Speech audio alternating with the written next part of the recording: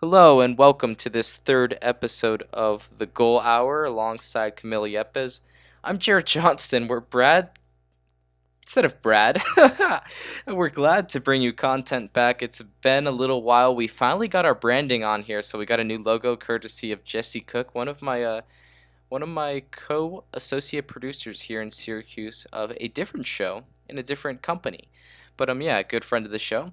Glad to get some great branding. It looks fantastic. We're big fans of Weston McKennie. But aside from that, with the Goal Hour, we're likely to For bring you at legal least reasons, bi-weekly. that's not Weston McKennie. For legal Yeah, for reasons, legal that's reasons, that's Keston McKennie. yeah. Yeah, great guy, great fan of the show. But yeah, we're glad to get you content going again. We're gonna try to pilot mini episodes along with full episodes. Um, we're gonna try to bring it to you either weekly or bi-weekly. Get that going on the show with some new episode art, and will be available on multiple streaming platforms. So glad to bring it to you again. It's Jared Johnston alongside Camilo Yepes, and we're gonna get right into this mini episode, UEFA Champions League and Europa League special. It's a European Cup special, and let's get started. Camilo, what do we Love have here? Europe.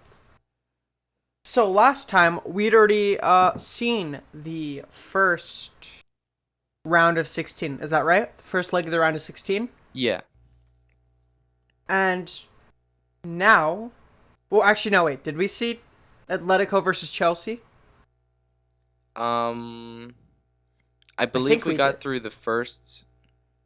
No, yeah, we saw the first round of all of them. We were making All predictions right. to the second legs, pretty much. Yeah, we got All through all of right. them. So second legs of round of 16. Let's go. Hmm. Um, let's just go one by one off what Google says.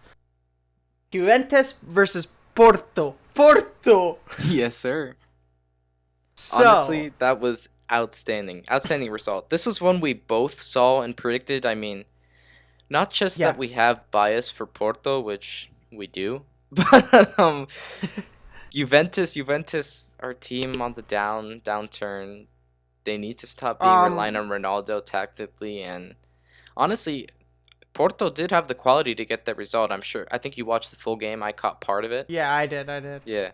I'll be honest about one thing first. Mhm. Even the commentator himself said this. Juventus, they're kind of a they have an aging team. They have an aging squad with a like I forgot what number, so I won't say any number, but a large number, less than 10, I think, of their like players, of their regular players, are actually over the age of 30, Mhm. which to me, when I found that out, was very surprising. But I think that just shows that Juventus is they're an aging squad, and they gotta start signing young players, or they gotta do something just with their youth. Yeah, and it's crazy to think Producing that. young players, Yeah, I anything. think it's crazy to think that in Gigi Buffon's career, he's never won it. Juventus has never won it in that lifetime, in that span. They got to that final with Paul Pogba. I think he's went to the final before. But like looking at this team, when you think of young talent, you think of like Kulishevsky, you think of Chiesa, but like there's nowhere else to go from there, even Delete. But like, yeah, an aging squad, and it's not I like mean, they're a bad team because they're still performing great for the Scudetto as they do every year, even though they're still not in first. But like you look at Barcelona the same way, as we'll get to later. Just don't know if they're reliant on their star player or if they just don't have the pieces to put it together. And on the other side, Porto had the quality, in my opinion. honestly, I think there were a few like shining moments with Juve. Mhm. Quadrado made some really good crosses in there. Yeah. Chiesa, I'm not Mhm. sure how to pronounce it. Chiesa, right? Chiesa. Chiesa. Chiesa. He, I'm, him. He Yeah. made two wonderful goals. Mhm. Um, so Juventus still has that quality, and I mean, Ronaldo wasn't doing too bad, but he could have done a lot better. Mhm. I'll say that much.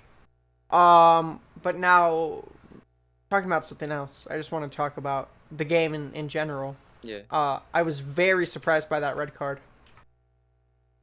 That red Yeah, I would card say was so. it was similar to what was it? I forgot the situation, but it was I think an Arsenal player who kicked the ball out Mhm. during a Champions League group game Oh, against Robin van was it Persie. Yep. Barcelona? Against Yeah. Barcelona. Mhm. So the ref blows the whistle, and then the player kicks it like a split second later.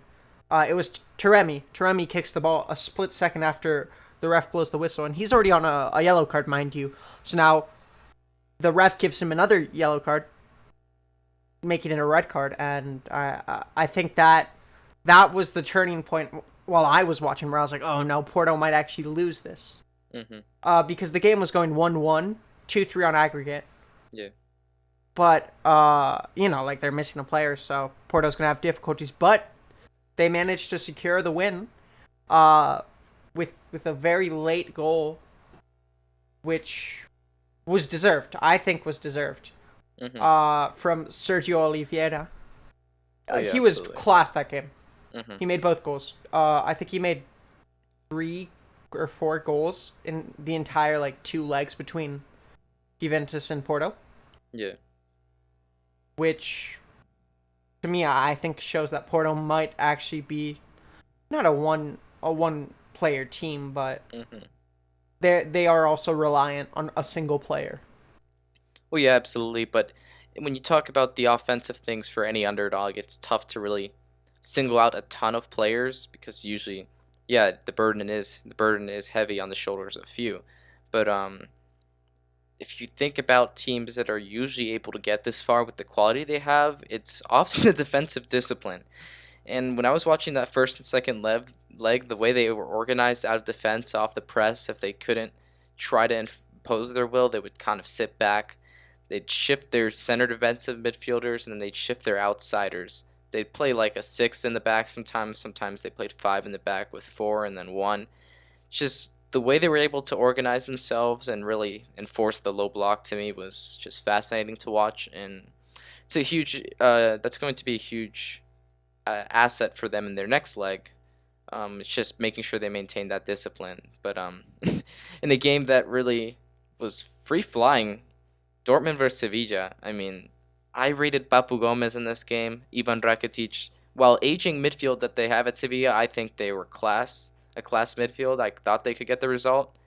They did get a draw, and they lost on aggregate. So Dortmund going through, I mean, Camilo, we're both big on Dortmund still, so it's good either way. Yeah, It's good for the game of football either way, because it's 2 underdogs going into the quarters. But what did you see from this game? Anything special? I mean, if you talk about anyone special on Dortmund, it has to be Erling Haaland, obviously.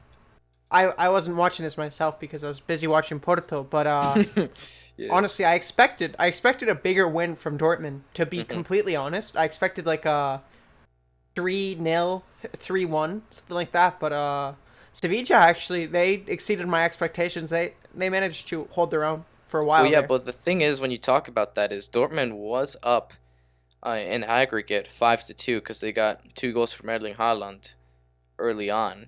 Not early on, but in the 35th and the 54th.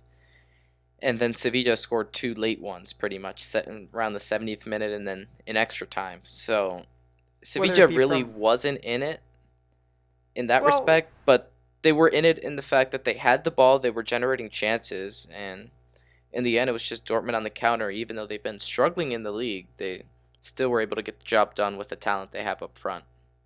Yeah, I'd still argue that Sevilla, they always buy not older players, but they have a few older players. Rakitic. Yeah, before that they had, I think they still have Lucas Ocampos. They had yeah, they have Ocampos. They have another guy Danny Parejo, who played for Valencia. Parejo, and they just signed Papu Gomez. Mm-hmm. So you have some older players, which it shows that they're still class. They're still Champions League level. Yep. I just don't think they're Champions League last 16 level. That's fair. Yeah, I mean, you could say, yeah, it's one of their first appearances in a while, but I mean, it's good for the game to see them there, obviously, that's for sure. Oh, yeah, definitely. Especially with Spain being not very competitive with the top 3, but having the fourth Spanish team actually make it to the round of 16, to me was surprising. Yeah. Because it's always the top 3 in Spain, and then the fourth Spanish team usually goes to Europa League. Well, yeah, it's interesting, though, because it was kind of up for grabs. Always used to be Valencia coming in, and now, obviously, in financial devastation, they have still been trying to mobilize efforts to build the Nuevo Mestalla Stadium, which is the new Mestalla, pretty much. That would be next to their stadium on the old Mestalla ground, which is like super old, pretty much. But club's running out of money. They've been selling off players. You saw that Ferran Torres, who was sold off as well. But they're trying to get back on the up and up. So I mean, as far as Spanish soccer, hopefully we'll see them back in Champions League someday, making a rebound. But Sevilla, filling their place, they did a good job, noble effort. Ultimately, couldn't go through though, and Dortmund gets that draw. But more Before we, staples and yeah, go I ahead. do want to say something Mhm. before we do move on. That second leg, Sevilla did have 19 shots, only eight Mhm. on target, but that Yeah, that does exactly. show that they were playing with effort. They were playing for the badge, as you might say. Mhm. No, absolutely. Yeah. But moving on, obviously, we talked about those two teams not being staples. Porto's not usually a staple, although having won the Champions League under Jose Mourinho. But PSG and Barcelona. Barcelona hugely involved in Champions League affairs. PSG, history of oil, not necessarily history of European silverware, but they are both quality sides. Barcelona couldn't get the job done. I mean, to me, it was expected because Same. PSG took that lead up 4-1 in the first leg. I mean, for Barca fans, though, they thought they had hope because I want to say that they missed a penalty, but then, Yeah, like, I think they did. yeah, I want to say they missed a penalty because I remember Messi did something like he scored a spectacular goal after Mbappe made his penalty, but I want to say they had a chance early on that they missed. Then they were like, okay, you're still in the first half, you're down by 3 goals in aggregate, and they had time. But PSG just shut them down, and Pochettino is often regarded as a offensive tactician. So, like, when you think about his defense, it's not necessarily like, oh, Pochettino's defense is scary. But at the same time, the players and the quality that they possess on that back line was just able to shut down a Barcelona team that's kind of going through growing pains with an aging Messi and an influx of new talent. You think of Mingueza, you think of De Jong, who's still adjusting in that pivot role. So, unfortunate result for Barca fans, but an expected one for us, I'd say. Oh yeah. I mean, even I just want to remember the statistic. This is like the first time in 17, 18 years. Mhm. Probably not 17 or 18. What was the statistic? It's been a very long time since Messi and Ronaldo have not qualified for the Oh yeah. quarterfinals Yeah, it's probably somewhere of between the 10 and Champions League. 15 because Yeah, obviously Ronaldo would have gotten it with the Manchester United squad he had and then moving on to Real Madrid. So, yeah. Didn't even notice that stat at all. So that was a good yeah. catch for It's sure. like one or the other have always made it Mhm. to the quarterfinals. Which to me, this is I want to point this out right now. This is kind of the end of the Messi Ronaldo, Mhm. and I'm theorizing it's the start of the Holland Mbappe. Others may say it's not, but I'm gonna keep pushing that boat. Oh, absolutely, yeah. Yeah, it just depends where they go obviously. Like there's rumors of Mbappe to Real and Haaland to Barca even though Barca doesn't have money, but yeah, you could see them go to the Premier League. You never know.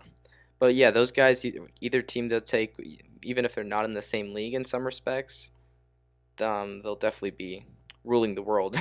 That's for sure. Yeah, Mbappe is already a menacing force on that front line.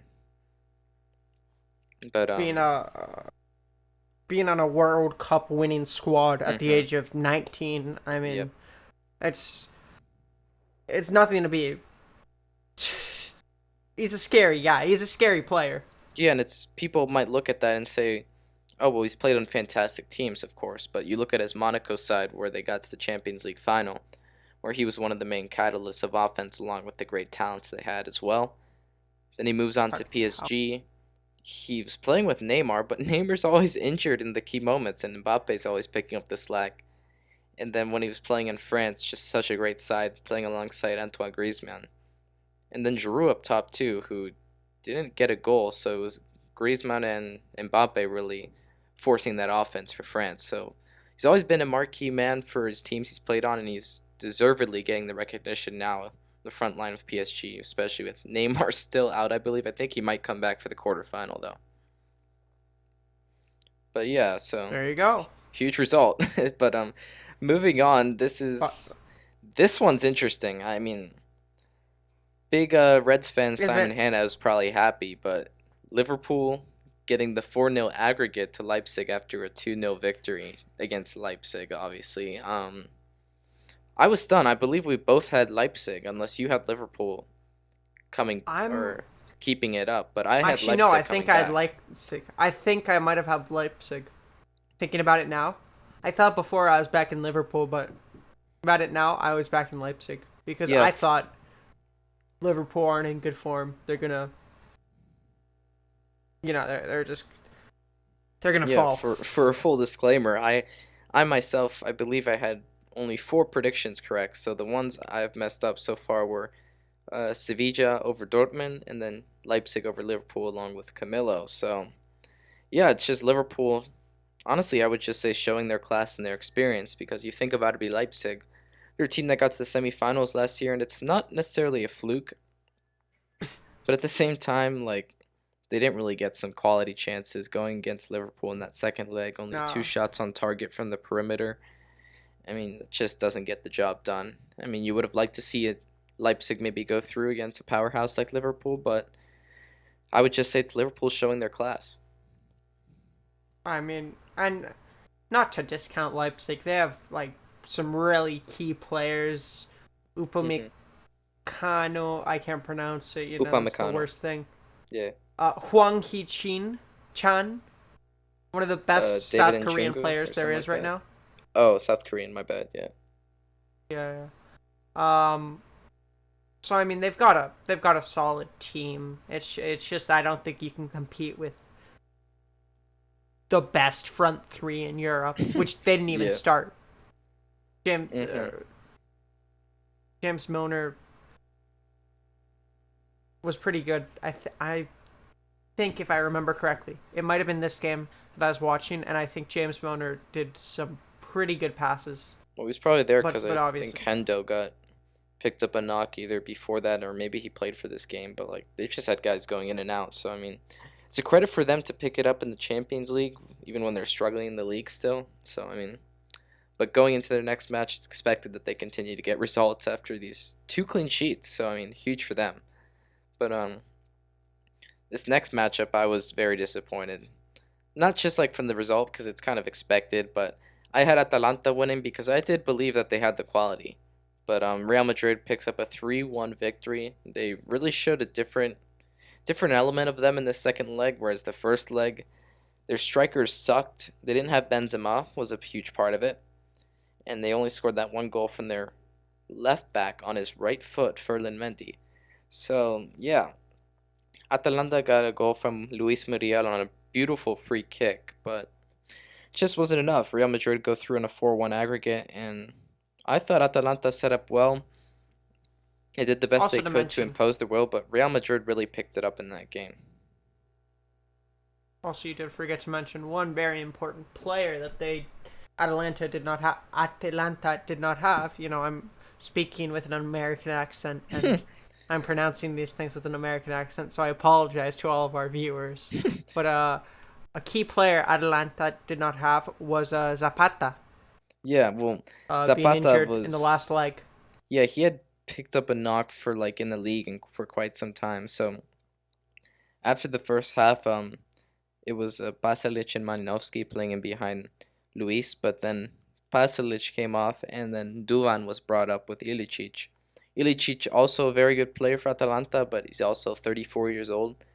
So like those two guys, Zapata because of the injury, and then Ilicic from age really being used in moderate times. But yeah, for I Atalanta, mean, it's they also had Remo Freuler missing in the center midfield from the red card in the last leg. But Pessina was great. Pessina is a player I highly rate in Europe, even though he's underrated obviously because of playing on this team. But yeah, I believe they have quality, but in the end, like their movements just weren't good enough. When they had the ball in the vulnerable areas, they couldn't sustain that pressure. It was like a one and done chance. Whereas the difference for Real Madrid was when they get a chance, they're able to get that second chance. They're able to control the pace of play. So that's pretty much devastating for Atalanta in the end.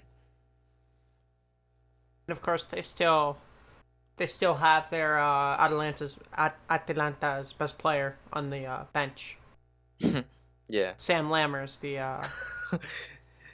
best bench warmer I've seen. The PSV product. I'm sure you're big on Sam Lammers, who hasn't really seen much game time. You watched him at PSV, I guess, No, I'm assuming? yeah, I watched a few games and I was like, I like this kid. This kid's gonna go somewhere. I just didn't know it would be the Atalanta bench. To be fair, he did go somewhere. Just isn't playing. But we'll just get through this next one quickly.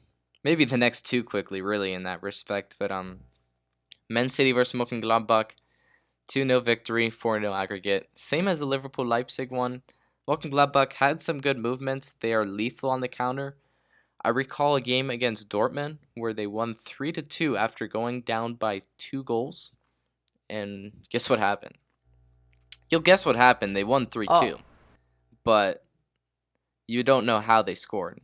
But I'll get to that right now because all 3 goals that they scored off turnovers in the offensive third with their press, the way they organized, and it took them winning the ball, one touch, pass, goal. Statistically, they were on the ball for like 10 seconds on each goal. So that's something they really like to play is play super high up the field and try to use their shape to create chances. And in this game against Man City, they did fare well. They got 3 shots on target to Man City 6. Their possession numbers were as usual around a third of the possession because that's just the way they like to play. But they couldn't get the job done because Man City's the best team in Europe. I mean, Ruben Dias and Johnston are some of the best center backs in Europe right now. I mean, I don't think there's much else to be said when you say Man City because when you look around the lineup, everyone is just amazing in their role. I mean, there's not much else to let's say. just. I mean, Man City have such a good starting 11 always, Hmm. but now let's just look at their depth for a second. I want to talk about something really quickly. Yeah. I'm just looking at their substitutes for the game against Mönchengladbach. Hmm. Mönchengladbach. I can't pronounce it. You know, I'm trying to learn. Mönchengladbach. I'll learn off. I'll learn off the podcast. Let me continue. I Hmm. apologize, everyone.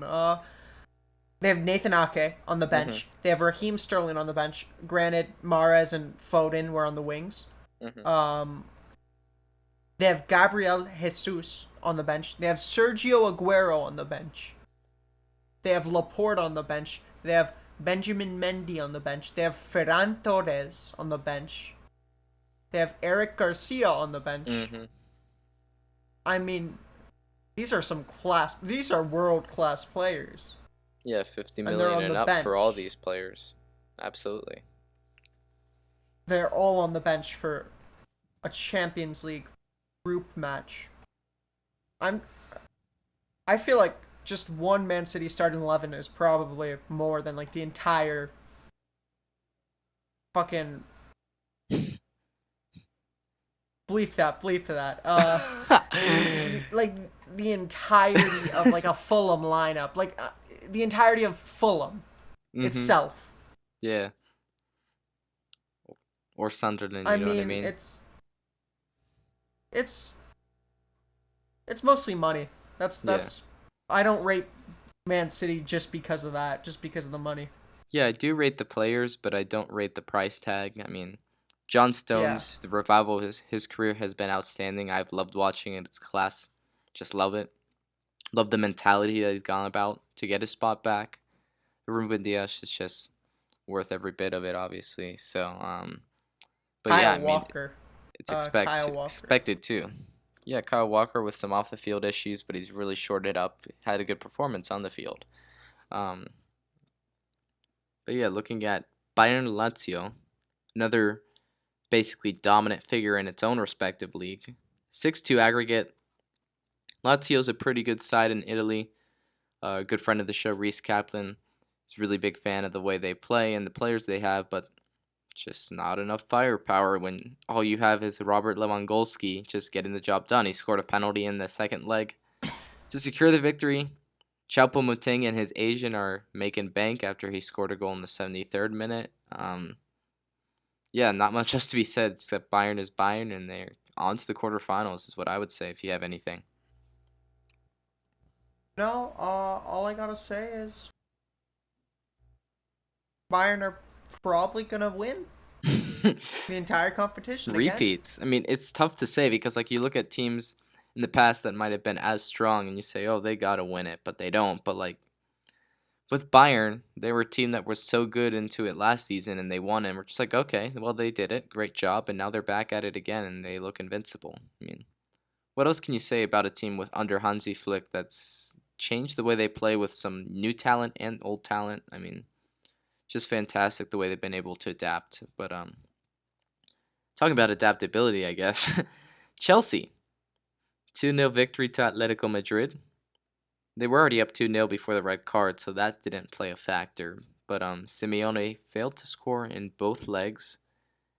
Surprising result for me because I thought El Pistolero would pull through on the counter.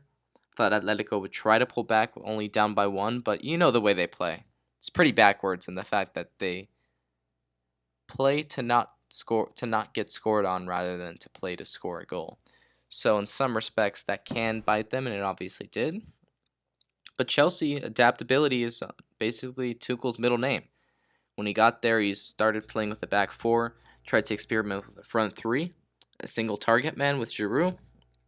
Sometimes he played 4-4-2. He's really likes settling in with this 3-4-3/3-5-2 formation. Always likes putting Alonso, Reece James, or Callum Hudson-Odoi on the wing, and they've been outstanding in the wing back role. And that's really synergized the Chelsea offense to control games. And Hakeem Ziyech got a goal, and then Emerson got a goal, subbing off for Alonso on his first touch of the game, and that really sealed the deal. So Chelsea through to the quarters. I mean, Tuchel's looks like he's done a good job after getting sacked from PSG. Yeah, I mean, nothing else I can really say about it. Yeah, The problem I have with Simeone's entire like strategy is once they get scored on, they can't really do anything. They're screwed. mm-hmm. I mean, like unless they've already scored two or something. I saw this with the Madrid derby. Yeah. Like they each of the teams scored. Mm-hmm. Like I didn't expect Madrid to score, Atletico to score again after their first goal. I was like, oh, okay, that's the goal Mm-hmm. for the day for Atletico because they're just such a defensive team, and the way they play is defense, defense, defense, Yeah. everything over defense. I mean, it's not surprising when they draw a game or they lose a game, Mm-hmm. 2-1, 2-0, 1-1. I mean, Yeah, their margins are usually not very large when they do get it. So like if that's a positive for them, sure, but at the same time, doesn't help them when they I need to get goals in clutch times. I don't think it's sustainable to me. Mm-hmm. Like you saw them have a giant lead in the La Liga table Yeah. earlier. Now they're still in first, but they haven't. Believe they're 5 points up with a game in hand, or maybe they don't have a game in hand. Uh, they don't have a game in hand, Ah, okay. and they are 4 points up. So I mean, I see some flaws in the strategy, but it's working for them. It's working Mm-hmm. for them. Yep. But I'm looking at their recent form as well. Their last five in La Liga games Mm-hmm. has been 3 wins and two ties. So I'm not surprised. Mm-hmm. But they've been winning. They've been winning by like 2-1, 0-1. I mean, like they're not getting scored on. Yeah. They barely get scored on. The last time 2 goals were scored on them was Chelsea. Mm-hmm. And before that, it was Levante. Yeah. Like a month ago. So Yeah. I it's a mean, flawed. I think it's a flawed system, but it works for them. yeah, absolutely. I mean, they try to do it. I mean, it does work a lot of the times. You see, even Jose Mourinho is defensive in some respects, most respects really, but a huge element is their counterattack. But just didn't work in this game. But if we look at teams that really don't play the counterattack, but I mean, they do operate in some pressing, like in different respects. Real Madrid against Liverpool, moving on to the draws from these results. Their quarterfinals on April 6th. They'll be playing along with Man City and Dortmund. But I mean, if I'm looking at Real and Liverpool, Real likes to keep the ball. They like to move it around. They just really control the game. And Liverpool, on the other hand, they have a counter, but they can hold up the ball. But a big element of their game under Jurgen Klopp is the heavy metal football under the press. He's literally called it heavy metal football because of how aggressive they are, how physical they are high up the field to try to win the ball back. So to me, if they can continue to get these results in clutch moments and if they can find their form in the league, it will be a very exciting game in the first leg. I mean, I agree completely, Jared. This is probably going to be, I think, the most interesting game of the four of the quarterfinals. I mean, first off, you got Liverpool's heavy metal football, as you said before. They have the, I'd still argue, the best front three in Europe. Um, Now obviously they're a shadow of their former selves, but they're Yeah. still a world class team. They're still, I'd say, one of the best teams in this competition. Well, before they picked Uh, up the knocks, Diego Jota was really filling Bobby Firmino's role. So they have players that can slot in and be adaptive. So they have the but experience as well. That's for sure. I was gonna say the one thing about that is they are missing a few key positions and Hmm. depth in these key positions. Obviously, center back, that they've been having a lot of problems there. Hmm. They've covered left back. I want to say they have that Greek guy playing in Sisyphus. left back now. No, not Yeah, they have. Sisyphus. Kostas Semikas. Yeah, Yeah. Samikas. They have him whenever the Scottish. I keep Ben forgetting Davies. names. Yeah. I think No. he's No. No. Wait. What? I forgot the player's name. Left yeah back. the guy from Preston North End, right? No. No. Robertson. Robertson. Did I Oh, say Irish? Robertson. I thought you were talking about another signing, and I was like, oh, I thought that guy's Welsh, but I'll say No. Davies. No. No. I was talking about Robertson. I Okay, mean, yeah, they still have bravo. Robertson there. Yeah. So they have good players. They just, I think, if they have like an injury in one of these positions, key Hmm. positions, center back's the only one that comes to mind. I Yeah. guess maybe you could say, no, I honestly couldn't name any other positions. Well, for their center That backs, they probably won't get Van Dijk back. Matip's still injured. He had an ankle ligament injury. I know how brutal that is. Often takes longer than uh, broken bones or fractures to heal. Ozan Kabak's been playing back there, but some guy they really like now is Nat Phillips, who stepped into the role.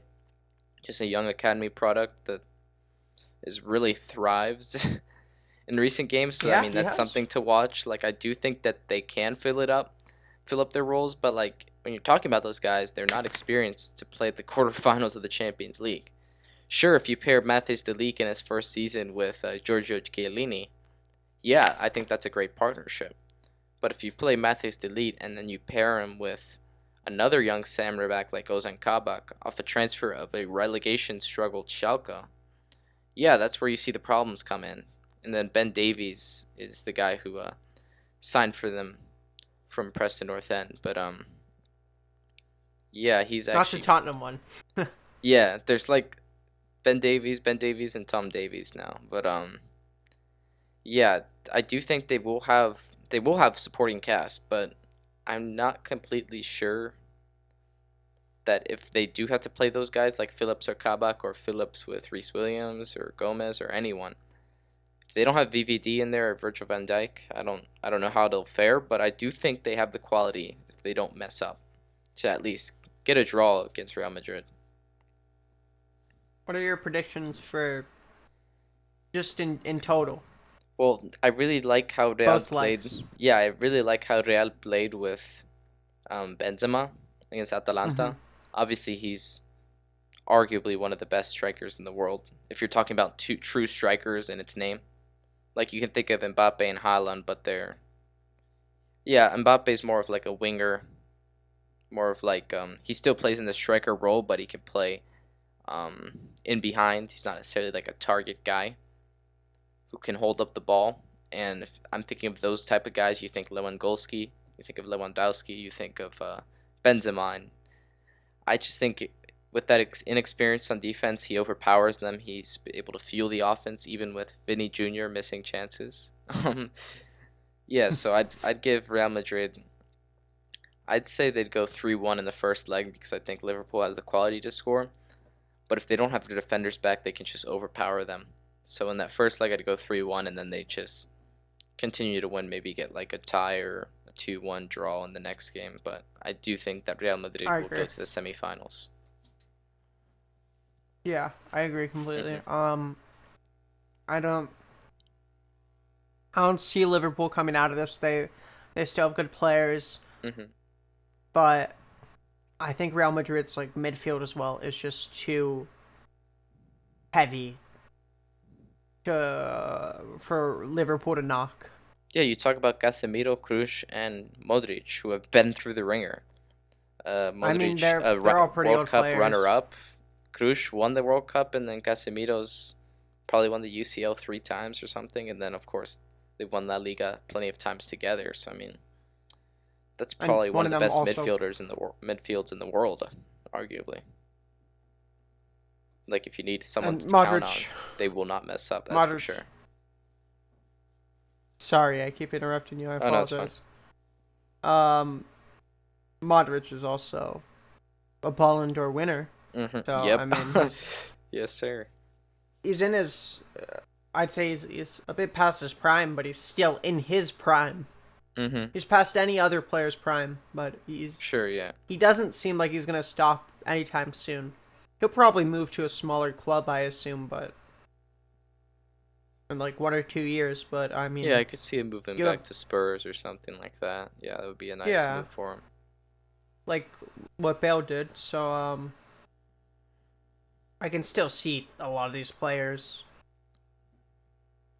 stay with a Real Madrid side that could win Mhm. another Champions League. Not this season, but I think if Zidane or a new coach, a new manager were to come in and Mhm. rebuild like the forwards, rebuild the squad's front three, Yeah. maybe their defense, some of their defense, then yeah, they could win the Champions League Yeah.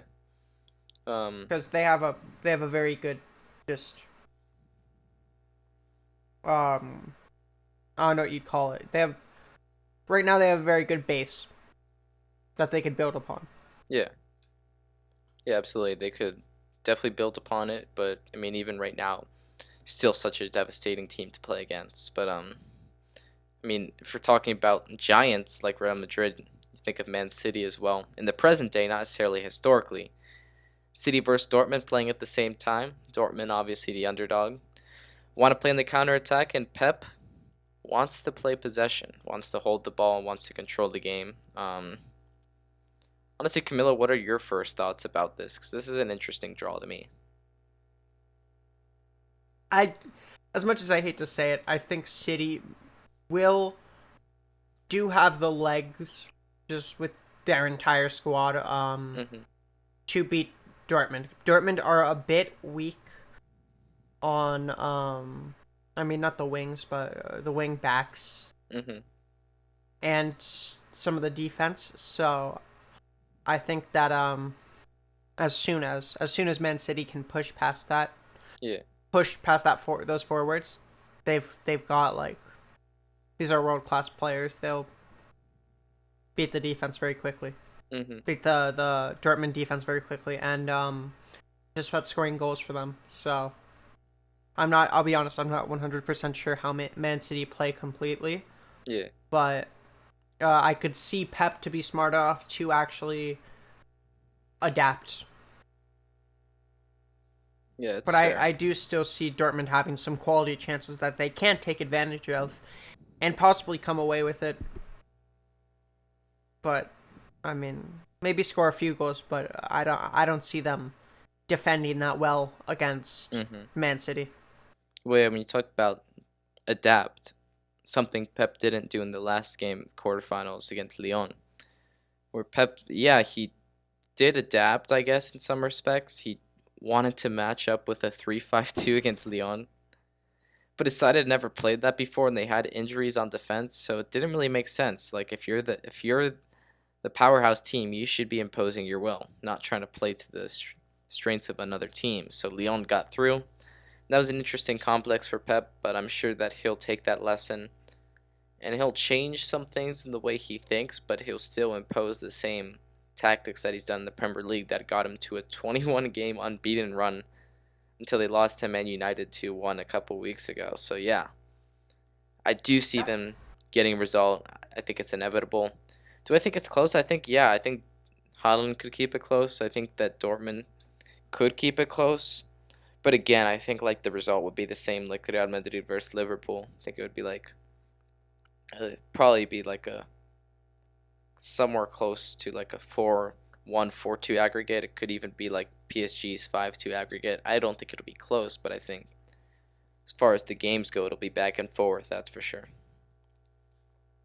So your predictions so far are Real Madrid and Man City. Yeah, pretty much all of the big teams. Not the underdogs. Me too. Me Liverpool's a too. big team, but yeah, Liverpool's the underdog in this matchup. Yeah. Now next we have to talk about last year's Champions League finals Mhm. matchup. Bayern versus PSG. Yeah. How do you see this game playing out? This is so tough because I'm sure you know about Pochettino under Tottenham playing I free-flowing do. attacking football. For Bayern, what I love about the way they play that's often overshadowed in my opinion. Yeah, they have Muller up front. They have great guys in Goretzka and Kimmich playing in the midfield holding the ball up. But my favorite part about this Bayern team is their high line. When they press, much like Jurgen Klopp, except they play even higher line under Hansi Flick, when they press, they'll have their defenders ahead of the half line. They'll have the wingers pinch the outsides, and they'll try to have forwards impose the press to the center backs so that they force the ball into certain areas, and then they know when to send multiple players. Basically, like a situational overload.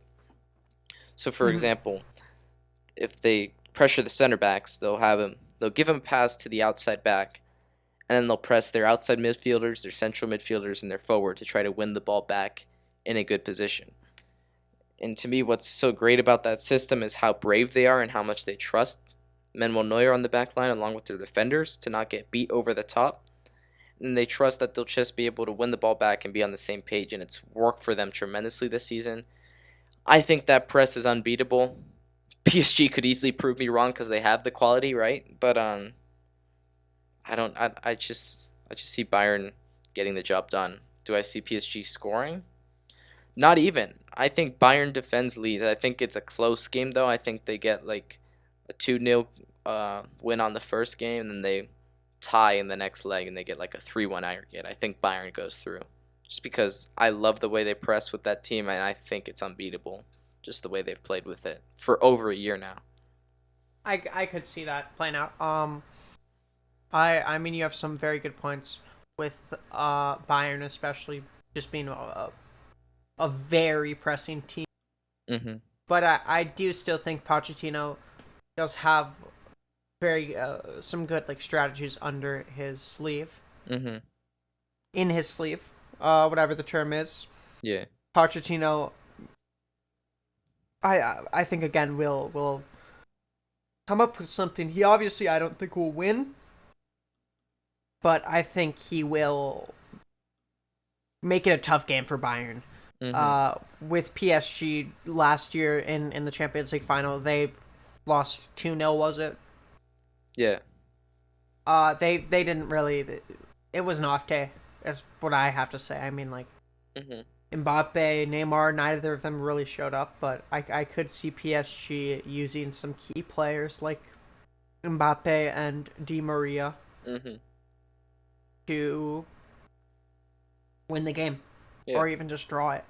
So, what would be your predictions? Just throw out a score or aggregate or whatever you think. Uh,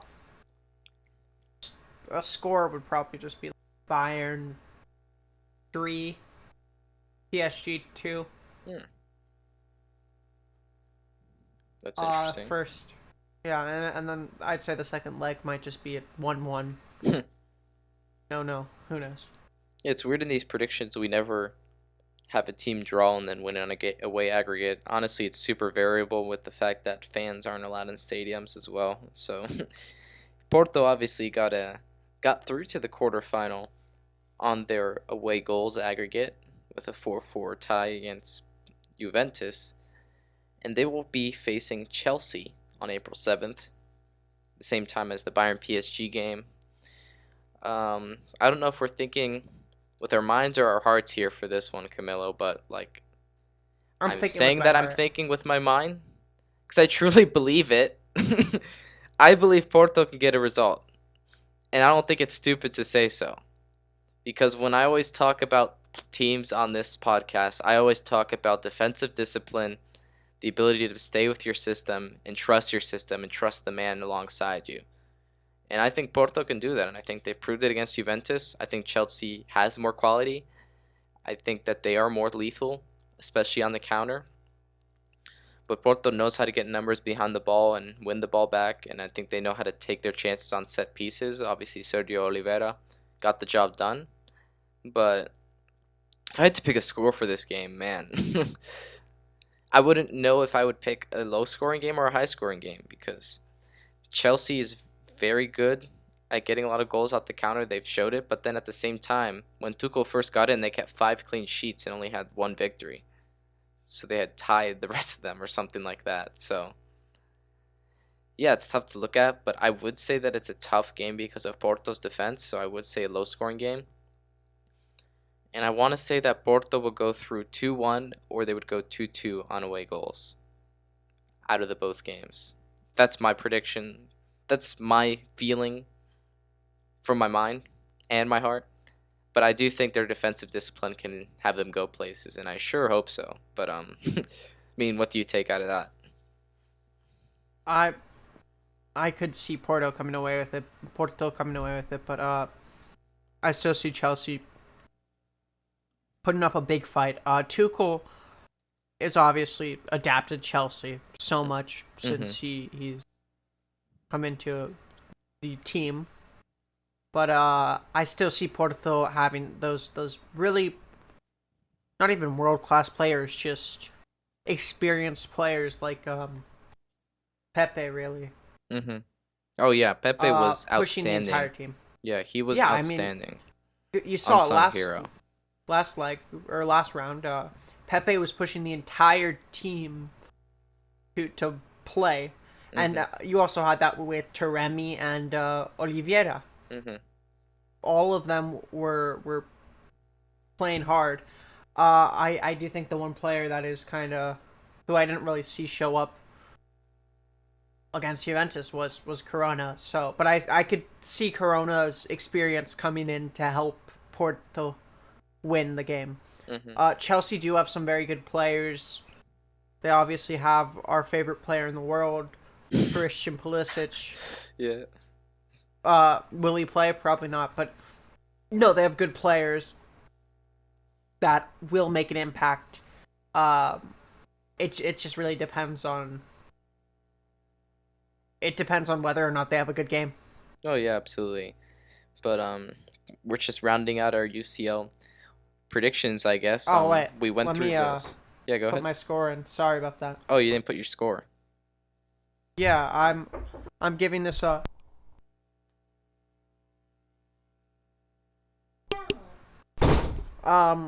I could see a 3-1 first leg, and then probably like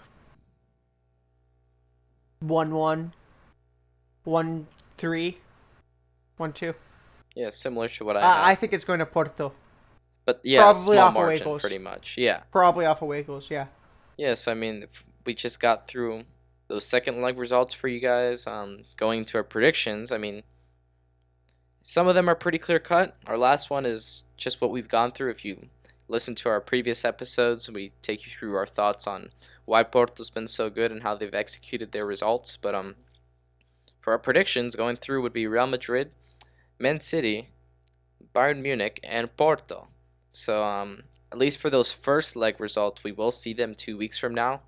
So it'll be a while in that respect, but we'll give you an episode surely after that, a mini episode going over that. But these are our predictions for both legs going through to the semifinals before both of them happen. So, I mean, that's fantastic. We'll hope to see those competitive legs come through and maybe see a Porto victory. But if you think about Let's European pray. Cups, we love watching European Cups. Camilo, you like incorporating the Europa League because your beloved Spurs are in them as well. And I'm sure We're this in won't them. be We're in them. this won't be good to get through. I mean, we could go to Arsenal, but we'll just go No, real okay. quick, touch I'm on gonna their step out of result the if you room. You want. go with Arsenal first. You talk about Arsenal first. I'm gonna step out of the room as you talk about Arsenal. Yeah, absolutely. Yeah. So you just heard Camilo there. He's gonna step away because it's interesting enough. The two North London rivals played at the same time on Thursday, and Olympiacos won against Arsenal in the second leg, 1-0, having a red card, but it wasn't enough to get the victory in both legs essentially. So Arsenal did go through 3-2 on aggregate to the quarterfinals. Meanwhile, Tottenham came into the second leg against Dinamo Zagreb with a 2-0 lead.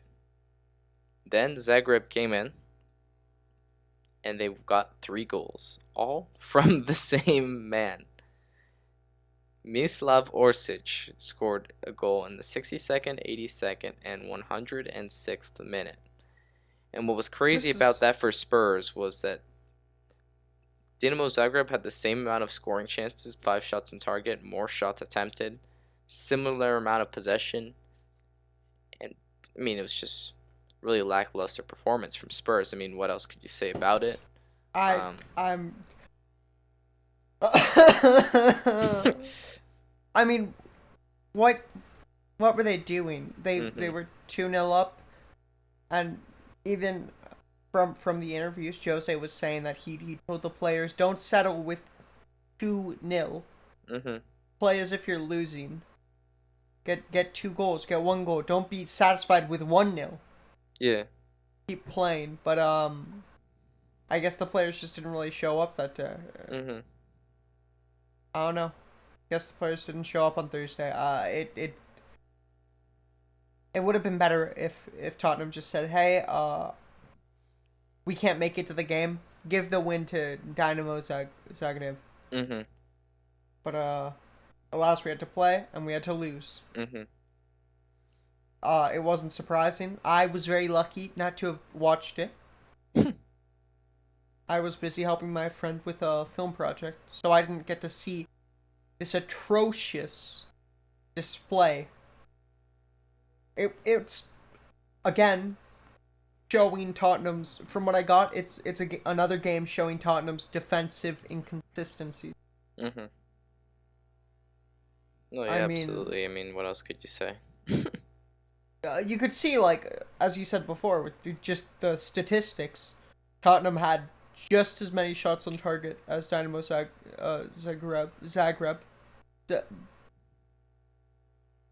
just as much possession, if not, yeah, a little more possession. Mhm, Yet they still lost by 3-0. Um, I mean, it's just Lloris made 2 saves, I think, that game, mhm. right? Yeah, but the defense was awful in defending the shots they scored. I mean, it's the defense and the goalie. They're not very consistent. They made mistakes, Mhm. and what else can be said? Yeah, but I mean, these Europa League results, they're tough. Some of these teams, some of our listeners probably wouldn't know, but we'll get into them. We'll roll right through them. Some of them are pretty pretty just surefire wins on aggregate from some teams, but yeah, Molde and Granada was actually close. Molde is I want to say they're Icelandic, but I'm not sure. There's Or they're Fish or Norwegian.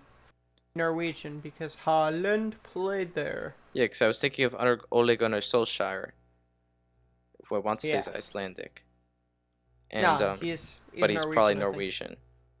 He's also Norwegian. Pain. But anyways, yeah. makes sense why he was the coach there while Haaland was there. But yeah, they got a result, really good result against Granada. They got a 2-1 victory, but they lost 2-3 in aggregate. And now small team Granada from Spain go through to the quarterfinals. That's huge for Spanish football. Go.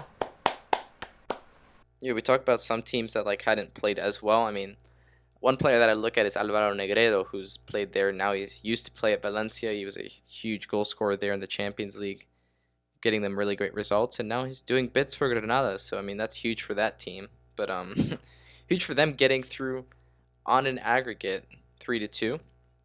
But like these next couple results, we're just gonna fly right through them because there's nothing else to be said. Shakhtar Donetsk, they purposely lost their game in the Champions League to go to round 16 to try to get money from the Europa League and go farther instead of getting Champions League qualification money. But they lost 2-1 to Roma, and then they lost 3-0 in their last leg, so they lost 5-1 in aggregate. So like, didn't work out in the end of them because Roma's a class team under their new manager. Their tactics have been outstanding. They're fourth in the Serie A, and they look like they could be on the up and up. So I mean, huge for them, an easy result for them. And then again, another easy result, Villarreal against Dynamo Kiev, getting a 2-0 victory to tack on to their 4-0 aggregate to get to the quarters. Again, Spanish football doing bits, that's for sure. But Dynamo Exactly, Kiev was not a challenger. And then Slavia Praha, who beat Leicester City in the round of 32, came to the round of 16 and conquered against Stevie G's Rangers because they got a red card, but at the same time, it was a 1-1 tie in the last leg, and they just got the job done. Now they're through to the quarters, and that's huge for a Czech football team out of Prague, the capital of Czech Republic. I mean, I'd say that's a pretty huge result looking at that. Very unfortunate for the champions of Scotland. Yeah, that's for sure. And They also, I mean, I was surprised because just from Rangers domestic, like in the league, how they've been playing, yeah, they've already been crowned winners of Scotland before like May. mhm, It was surprising. yeah. But next result going through, Man United beat Milan. Ibrahimovic was there for the second leg against his old club, but they could not score a goal. So Milan went through, or rather, Man United went through 2-1 on their aggregate. There is what I want to say. Did they go through? Milan didn't Yeah, make Man it, right? United went through. Yeah, Yeah, Man yeah. United went through. But But Ibrahimovic did get to see his good old friend Paul Pogba yeah. for a goal. Yeah, and then the last matchup in the quarters, or rather this round of 16, wasn't a close one. BSC Young Boys out of Switzerland, which is an interesting fun fact for many listeners, lost 2-0 to Ajax. They lost 5-0 on aggregate, and Ajax, after losing in that Group H, I want to say, against Atalanta and Real Madrid, do get to recoup some losses, getting through to the quarterfinals of the Europa League.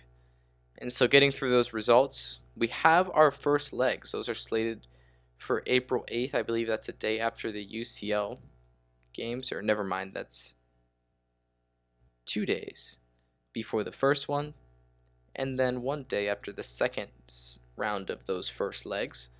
But for the Europa League, all of those are being played at the same time. 4 matchups: Arsenal versus Slavia Praha, Granada versus Man United, Ajax versus Roma, which should be a great one, and then Dinamo Zagreb versus Villarreal. So Camilo, you're obviously an avid fan of the Europa League. Your beloved Spurs aren't there, but our first matchup we're looking at, Now I Arsenal hate versus it. Now it's the Slavia worst league Praha. ever. I mean, I would at least think that you would pick Slavia Praha to go through because... Yeah, no, Slavia Praha. Well, saw some things on Twitter. Mhm. Apparently, Slavia Praha are racist.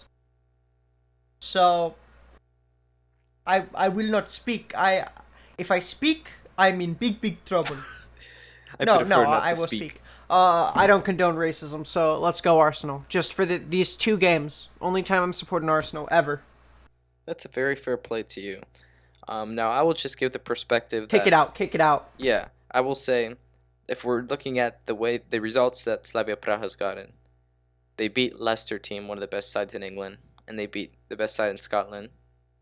Yeah, they could get a result against 10th place Arsenal. Do I think so? Absolutely. But we're going to kick out racism. We do not condone racism on the Goal Hour podcast. We need to make sure that it's not a part of our game or a part of our life, and it starts in sport. That's a huge problem, and the English Premier League, among many other leagues, have been trying to get rid of, along with taking a knee, paying for marketing tools and resources to try to inform the youth and the general public to kick out racism and stay safe in our communities. But moving on. Very respectful. Yeah, Very absolutely. respectful. But moving on to the next matchup, Granada versus Man United. Again, we talked about looking at these matchups with our minds, but I'm just going to do this with my heart here. My beloved Granada, a team that I've never supported, but they have Álvaro Negredo from Valencia, and You know who they're they a small also team have? in Spain, and I think they could do bits against Man United because United hasn't really shown that they can be a consistent team, in my opinion. I do think that Granada could have some quality to pull off an upset, but albeit it would probably be like a 1 goal upset or something like that. Yeah, yeah. At least I hope Granada win. I'm at the exact same feeling with you on this match. Yeah. Now Ajax and Roma. This is a big game. You have the best Dutch team versus one of the best Italian teams. Yeah, that's So absolutely. I mean, take it away. I'm not really sure. I don't know much about these teams. Both my teams that I wanted to play are out. So Yeah, I mean, Camilo, you do know a little bit about Ajax probably. They have Dusan Tadic. They have a couple other good players like David Neres. They do like to play yeah, typical 4-3-3, which was developed in the Netherlands. Then when I can't believe I'm blanking on his name. The guy that died, Johan Cruyff. He invented the Cruyff turn. When he came to Barcelona after a little while, started using the 4-3-3, became the president of football ops there as well. So, yeah, Dutch football has really immersed itself in Spanish football and Pep football. That's for sure. But so yeah, they do have quality. I think in a matchup versus Ajax and Roma, I don't think there's an underdog though, because when you look at Roma that has been playing in the league, they've been fantastic. And it's mainly because of some of the players they've possessed, but at the same time, now they're sixth in the league, but at the same time, they have quality because of the manager that they have. Pablo Fonseca has been playing with three in the back. Again, Italy and a lot of the Italian teams love to use these new progressive formations and tactics, try to push teams high up the field, man mark and zonal marks in some respects. Like they'll try to switch off between having their wingbacks press and having their wingbacks play a zone. It's fascinating to watch, really, and Fonseca has really transformed that team with Stefano Sciarri, Mkhitaryan playing in the 10 role. And Nicolo Zaniolo was one of their star young players that tore his ACL at the beginning of the season. So it's huge to see that they're still getting the results there at Roma. So my prediction for that would be that Roma gets the job done. I do think they have more quality than Ajax, but at the same time, Ajax is still a reputable side. I'd see Roma squeezing out a victory there. But then for the final matchup, Dinamo Zagreb versus Villarreal. And Camilo, if I'm being honest, I don't think I know that much about it. all I really know about what if I was correct? All I really know about Villarreal are they have a few key players, and by key I mean I know that they have one Colombian. I believe. I'm not even sure if it's them that have the Colombian. Mm-hmm. Do they have Carlos Baca? I mean, they might, to be honest. But they do have Unai Emery. What I do know is they used to have Santi Cazorla, but But they were they have Unai Emery coaching them, and I do think Villarreal will make it through. Just being that they're the Spanish team, they do have the manager with the bigger reputation. So I mean, like, we're making assumptions here, but I'm feeling like it's probably Villarreal. and at 34 years old, he still plays for Villarreal, Carlos Bacas. So he could lead them to a victory, but I mean, we didn't get into our numerical values. So, Camilo, before we close out this mini episode, I guess real quick, let's go for some quick fire numbers here. Arsenal versus Slavia Praha, aggregate score. Let's go. Arsenal 3, Slavia Praha 1. Well, no, actual prediction: Slavia Praha 3, Arsenal 1. Yeah, Both and legs. again, the Goal Hour podcast does not condone or stand for racism. No, But if we're I talking hope about, Arsenal win. I yeah, don't we think hope they Slavia win. Praha. But as far as the objective results Slavia Praha has had and the inconsistency Arsenal has had, I mean, it could go either way. But Yeah. Granada versus Man United, I'm picking 2-1 Man United on aggregate, or 2-1 Granada on aggregate. I don't know what you're picking though. I'll do the same. Yeah. All right. Roma versus Ajax, I'm going 5-2 Roma. I will go with a 3-4 to Ajax. And then for Villarreal versus Zagreb, they got great result against Tottenham, who's arguably a better team than Villarreal, but I do think that Villarreal does take a result. Maybe it's like a 3-2 or something like that. Yeah, I'd say 4-1 Villarreal. I Yeah, don't think Zagreb really has that skill. I think it was just a bad day for Tottenham. which does happen on multiple occasions. But A lot. yeah. Yep. Yeah, glad to bring this content through. The Goal Hour, this is one of our first mini episodes. This was our European Cup special. We got into the UEFA Champions League round of 16 results and our predictions for the quarterfinal legs. And we got into Europa League and did the exact same thing. Fantastic. We love talking about European Cup competitions. Love getting into the tactics and the players. So we're glad to have your listenership. Again, any and all content is all pretty much from our European leagues. We love to also incorporate like the South American leagues, the Asian leagues, and different leagues, and all the talents there in our full shows. Again, we're going to be doing more mini episodes. We're going to be doing more free form content with specific topics. For example, like topics like El Pibe Valderrama, how Leicester has been so good, how Liverpool's injuries have affected them. Just little things like that that we might try to hone in on more rather than putting them into the full episode. So, of course, we'll be on YouTube and many other streaming platforms. So, maybe on YouTube where you can comment, just let us know how you guys like those ideas and those content pieces as they come out. But for the Goal Hour, for this mini episode, stay tuned for our episode 3 of season 1 in the coming days. But again, to conclude this European Cup mini episode, Jared Johnston, who was alongside Camilo Yepes, for the Goal Hour, we'll see you. Have a good night. Check out more of our content on the Goal Hour channel on all streaming platforms. Thanks again. Ciao.